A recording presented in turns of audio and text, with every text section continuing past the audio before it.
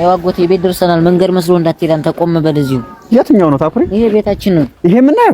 አዎ በቃ ዝናብ ሁላ ሲጥል በቃ ጎረቤት ነው የምንጠለለው። የሰፈሮቹ ልጆች ለራሱ ቅዳሜ ነው እኛ ጣራ ላይ ነው የሚነሱት ሜዳ እየመሰላችሁ። ጣራ ነው የምትለኝ? በቃ ቤትም እንገዛ ሙከር እንደላላ በቃ አልተቻለም። በቃ በ3 ወር ፈልገን ምናምን አገኝልናል ነው እዛ ላይ ሆነ በቃ አማራጭ አጣው። በቃ አንዳንዴ ቤቱ እንኳን ስንበላ ጥላ ይዘን ነው ፀሐዩ አላስበላየ እና አሁንም ቢያንስ ቤታችሁ እንኳን ባያድግ በቴክኖሎጂ አልሰለጠናችሁም? እንዴት አኩሪ? አልሰለጠንም። እንዴት አድርገን አሰለጥነዋለን እንዴ? አሁን እኮ እንደዚህ አይነት ነገር ቀረ።